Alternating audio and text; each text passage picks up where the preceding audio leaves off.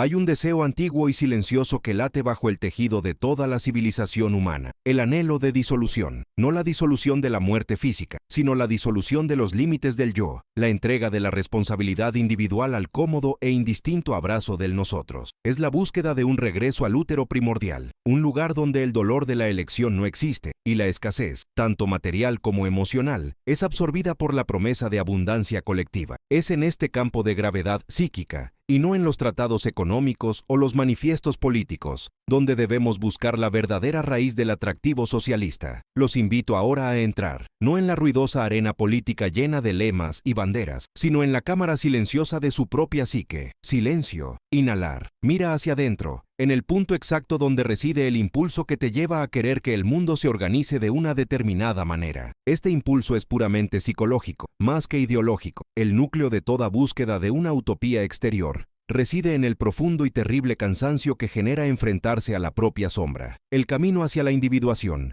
el trazado por Carl Jung, es inherentemente solitario y arriesgado. Exige que el individuo cargue con el peso de sus defectos, sus contradicciones y, lo más importante, su singularidad radical. Cuando esta carga se vuelve insoportable, el ego, cansado de ser el centro de mando de un universo caótico e injusto, clama por un salvador. Y muchas veces, este salvador no es una figura divina interna, sino el arquetipo del gran guardián, proyectado en la forma del Estado o del colectivo absoluto. El socialismo, analizado bajo el lente de la psicología profunda, es, en su más pura esencia, la manifestación colectiva del arquetipo del hijo herido, que busca el regazo de la Gran Madre protectora. La Gran Madre, en este contexto, no es la figura biológica, sino la matriz impersonal y omnipotente, que promete proveer, nutrir y, sobre todo, igualar. Promete eliminar la fuente principal del dolor existencial, la comparación y la competencia que exponen las diferencias. La diferencia entre el yo talentoso y el yo mediocre, entre el yo que prospera y el yo que se marchita. El atractivo utópico, por tanto, surge de la incapacidad o negativa del ego a aceptar la tragedia intrínseca a la existencia humana, la finitud,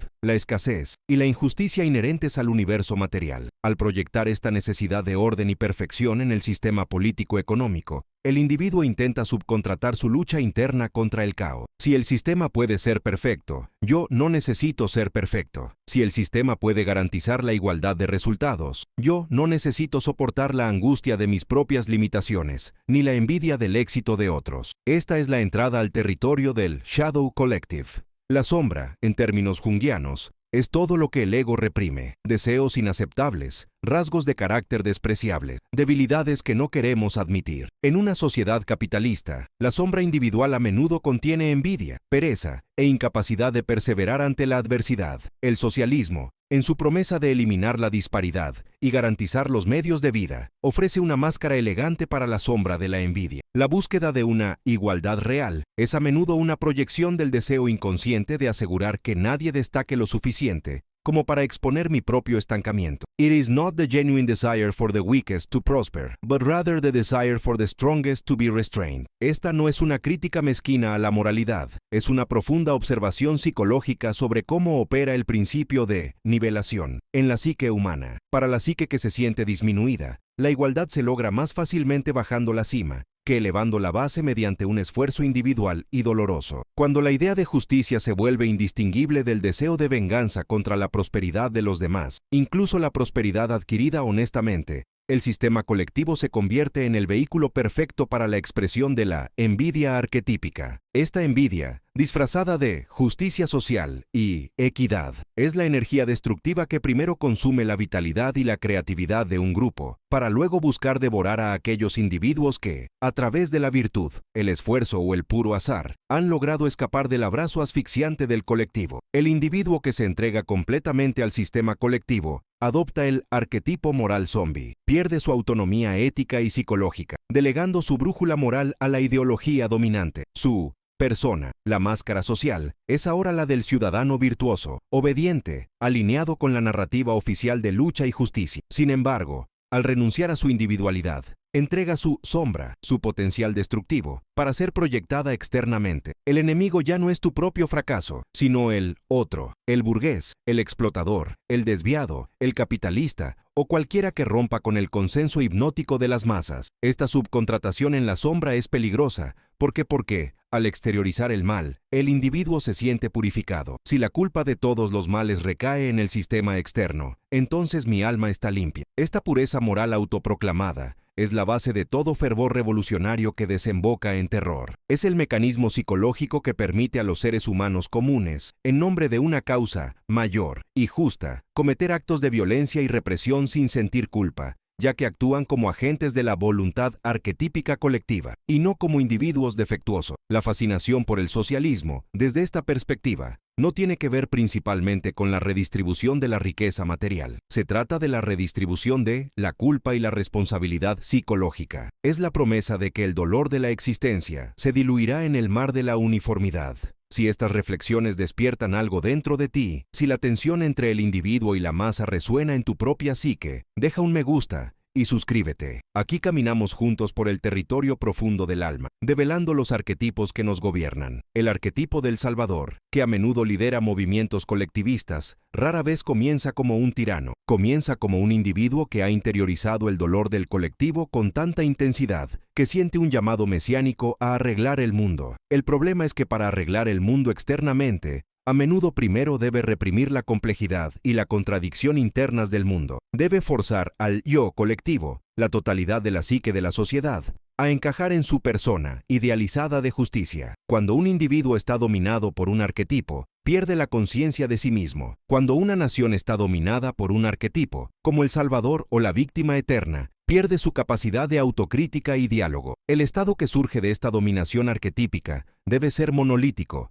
ya que la psique que lo proyecta exige certeza absoluta. La duda, la ambigüedad y la diferencia se convierten en amenazas existenciales, ya que resquebrajan la perfección ilusoria del Edén colectivo. La libertad, en el sentido junguiano, no es solo la ausencia de restricciones externas, es la capacidad de sostener la tensión de los opuestos dentro de uno mismo, la tensión entre el bien y el mal, entre el orden y el caos, entre el éxito y el fracaso. El colectivismo promete resolver esta tensión extinguiendo uno de los polos, el caos de la competencia individual. Sin embargo, al matar el caos, también mata la fuente de la creatividad y la individuación. Lo que queda es un orden rígido, frío y, en definitiva, profundamente antipsicológico. La psique humana es dinámica, desordenada y paradójica. Anhela crecer, y el crecimiento requiere fricción. Requiere que el ego se frote con el mundo, que se enfrente al fuego de la realidad. El socialismo, en su forma más puramente teórica y seductora, promete allanar este camino, quitando espinas y piedras. Pero un camino demasiado pavimentado es solo un camino hacia el estancamiento del alma. Y aquí radica la gran ironía psicológica que pocos analizan. El sistema que promete liberar a los oprimidos es el mismo que los aprisiona en la categoría de víctima permanente. Si el individuo acepta que todos sus defectos y limitaciones son simplemente el resultado de la estructura opresiva externa, se exonera de la tarea más importante de la vida, el trabajo de transformar su propia sombra y realizar su propio potencial. El arquetipo de víctima se convierte en la moneda social más valiosa y la sociedad comienza a recompensar la debilidad percibida en lugar de fomentar la fortaleza y la superación personal. La próxima vez profundizaremos en el arquetipo tirano y en cómo es la consecuencia inevitable del arquetipo guardián, cuando el colectivo exige que el poder sirva a la uniformidad en lugar de a la diversidad. Hay una fuerza dentro de ti que lo observa todo, incluida tu atracción por la comodidad de la no responsabilidad, y es el viaje de esta fuerza el que continuaremos en el próximo momento, donde resuena con más fuerza la promesa del paraíso colectivo. Es allí donde el individuo ya ha traicionado su propio jardín del Edén interior. La primera parte de este viaje introspectivo nos llevó al umbral de la psique, donde examinamos el deseo primordial de orden y unidad que, cuando se proyecta en el lienzo político y social, inevitablemente adopta la forma de arquetipo. Hemos visto que el socialismo, antes de ser un sistema económico o una doctrina política, es un drama psicológico, un reflejo monumental de la eterna tensión entre el deseo de disolución, el regreso al útero colectivo y el terror a la individuación, la dolorosa ascensión del yo. Ahora respiremos juntos. Silencio. Date un momento para sentir la calidad del aire que llena este espacio y la quietud que se instala bajo el ruido incesante del mundo exterior. Es en este profundo silencio donde reside la verdad arquetípica. Ella no grita en los mítines, susurra en las contradicciones de tu alma. Si la búsqueda de un colectivo perfectamente igualado parece irresistible para muchos, no es principalmente por un frío análisis de la plusvalía, sino más bien por la urgencia capacidad de llenar un vacío existencial que el ego, por sí solo, se niega a sostener. Lo que buscamos en el nosotros idealizado, cualquiera que sea el nombre que le demos, es el perdón por nuestra propia insuficiencia y la absolución de la terrible responsabilidad de ser únicos. Profundizando en la metáfora de la sombra, nos damos cuenta de que la atracción gravitacional del sistema colectivista es, en gran parte, una proyección masiva de la sombra individual no integrada. La sombra contiene todo lo que rechazamos dentro de nosotros mismos, nuestra pereza, nuestra envidia, nuestra codicia no admitida y, fundamentalmente, nuestro miedo al fracaso. Cuando el individuo se encuentra con el dolor de la competencia y la soledad de la libertad de elegir y, por tanto, la libertad de cometer errores espectaculares, surge un mecanismo de defensa psíquico. Es infinitamente más fácil proyectar la causa de la miseria, la desigualdad y el desorden sobre el sistema opresivo, la clase explotadora o el enemigo externo, que enfrentar la propia oscuridad e incompetencia. El socialismo, en su forma arquetípica más seductora, ofrece un contenedor psíquico colectivo para esta sombra. Dice tácitamente, tú no eres el problema es la estructura, y esta es la más peligrosa de las mentiras cómodas, porque al exteriorizar el mal, el individuo pierde la única oportunidad de enfrentarlo, la oportunidad de enfrentar al tirano que reside en su propio corazón. La psique humana anhela la redención, y cuando esa redención no se encuentra en el desarrollo del yo, el proceso junguiano de individuación se busca desesperadamente fuera. El escenario político se convierte entonces en el teatro del arquetipo del Salvador. Este arquetipo, inevitablemente manifestado en el líder carismático o ideología purificada, es el depósito de la totalidad no vivida de la masa. El Salvador, ya sea una figura histórica o la doctrina misma, lleva el peso de ser el yo proyectado del colectivo. Es el puer aeternus, el eterno joven, que promete una eterna revolución, una ruptura definitiva con el sufrimiento y la ley de la gravedad psíquica. El líder no es amado por sus cualidades humanas, sino por su capacidad para encarnar nuestra aspiración incumplida de perfección. Él es el espejo donde la multitud ve su propia divinidad reprimida. Sin embargo, al proyectar al Salvador, la masa inconscientemente también proyecta su sombra total, resultando en una dinámica perversa. El líder se ve obligado a ser inmaculado para sostener el sueño, y como ningún ser humano puede sostener la perfección arquetípica, invariablemente fracasa, generando una crisis de fe que rápidamente se reorienta hacia la búsqueda de un nuevo Salvador, o la identificación paranoica de traidores dentro de las filas. Es la danza eterna del drama edípico, la búsqueda del gran padre, madre, que nos salvará de la responsabilidad adulta. La ideología colectivista se convierte en el útero, el inconsciente colectivo protector, donde se penaliza la diferenciación del ego y se exalta la comodidad de la uniformidad. Esta búsqueda de un sistema que resuelva el dolor existencial es, en esencia, una regresión. Es el deseo de volver a ese estado paradisíaco de unión indiferenciada, anterior a la traumática separación entre el yo y el otro. El socialismo, en su dimensión psicológica, no es solo la búsqueda de la igualdad material, es el deseo de igualdad psíquica, donde nadie esté obligado a ser más consciente, más responsable o más solitario que su prójimo. Sin embargo, para lograr este consuelo nirvánico, uno debe pagar un precio terrible, la supresión del daimon individual, esa voz interior que exige diferenciación, que exige arte, que exige la lucha solitaria por la verdad personal. La promesa de seguridad colectiva requiere el sacrificio de la propia esencia, y la esencia, al asfixiarse, no muere. Ella se convierte en sombra y regresa en forma de tiranía, burocracia sofocante y persecución interna. Si estos reflejos despiertan algo dentro de ti, si tu sombra individual sintió un ligero toque de reconocimiento, deja tu me gusta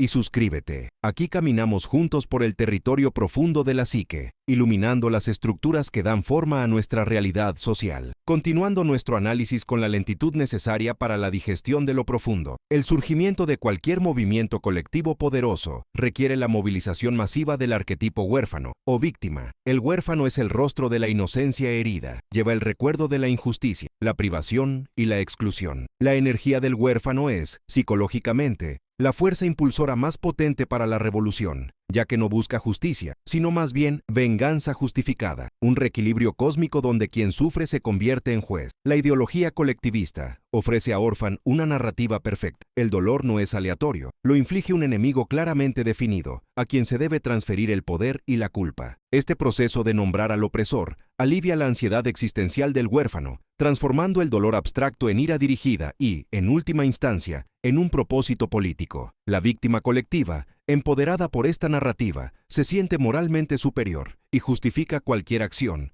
por destructiva que sea, en nombre de la retribución histórica. Y es aquí donde el humor ligero de la psique se manifiesta. Con una cruel ironía, el huérfano, al ganar poder a través del sistema que prometía igualdad, inevitablemente se convierte en el guardián de la puerta y, a menudo, en el nuevo tirano. Solo cambia la cara de la opresión, ya que el trauma no ha sido curado, simplemente fue redistribuido. La herida del huérfano, no tratada individualmente, se proyecta en el tejido social, exigiendo que el mundo exterior sane lo que solo el trabajo interno podría resolver. Y esta es la gran paradoja arquetípica del colectivismo utópico. Está impulsado por la búsqueda de la curación, pero su metodología requiere la supresión de la única herramienta de curación disponible, que es la libertad de ser el yo, plenamente responsable. Hay una fuerza dentro de ti que lo observa todo, una fuerza que no es ni el huérfano ni el salvador, sino el testigo silencioso. Es con ella con quien continuaremos explorando el conflicto entre el ego y la esencia en el próximo momento. El acto último de la tragedia humana no reside en el fracaso visible de un sistema político, sino en la revelación silenciosa de que lo que buscábamos insistentemente en el horizonte exterior,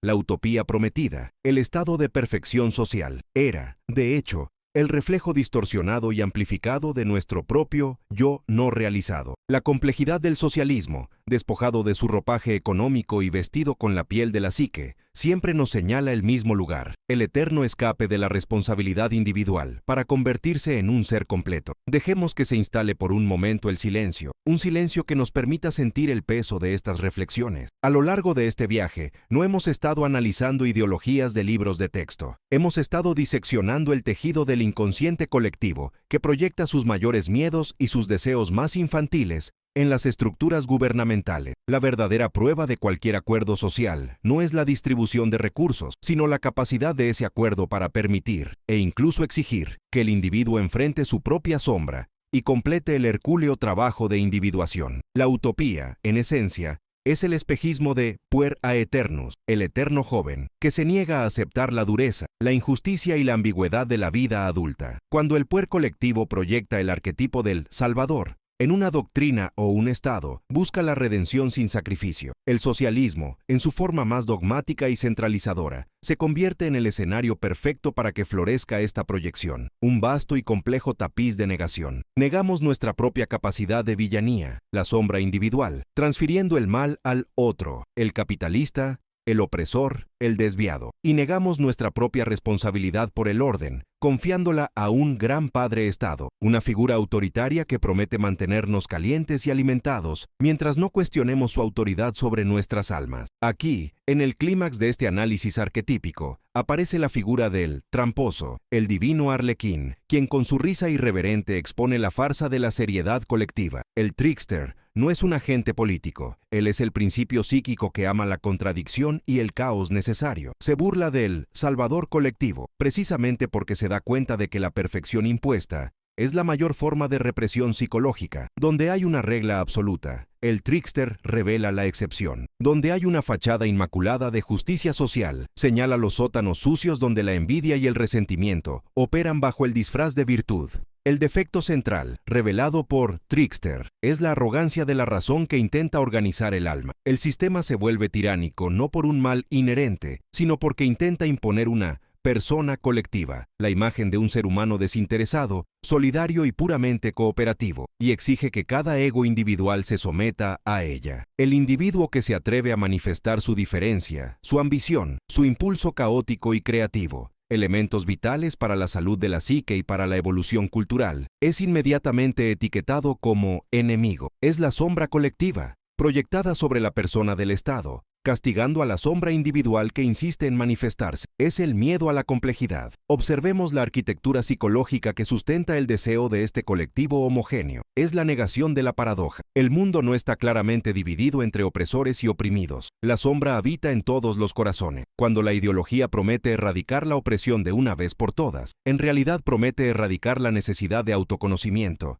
y la ardua tarea de equilibrar nuestros propios impulsos destructivos. El Salvador colectivo exige que externalicemos la batalla moral, transformando la lucha interna en una guerra social. ¿Y qué pasa? La energía psíquica que debería utilizarse para integrar la sombra individual se canaliza en cambio hacia la proyección y persecución del antiguo enemigo. Traje. Este no es un accidente histórico. Es un patrón arquetípico recurrente. Cada vez que una sociedad intenta construir una torre de Babel, no con ladrillos, sino con egos proyectados y una moralidad compartida e inquebrantable, el trickster interviene, no para destruir, sino para mezclar lenguaje, recordándonos nuestra diversidad caótica y fundamental. El sistema se desmorona porque la psique humana se niega a ser uniforme, la vida se niega a ser meramente lógica. Si estas reflexiones despiertan algo en tu interior, una quietud o una pregunta profunda, deja un me gusta y suscríbete. Aquí caminamos juntos a través del territorio profundo de la psique, donde las estructuras sociales son meros reflejos de nuestras estructuras internas. Continuando con esta inmersión, debemos comprender que el deseo de igualdad radical, cuando no está mediado por la sabiduría del yo y la aceptación de la diferencia, se convierte en el deseo secreto y destructivo de la aniquilación de la complejidad humana misma. Y es esta aniquilación la que nos lleva al siguiente paso, la confrontación final entre el guardián de la puerta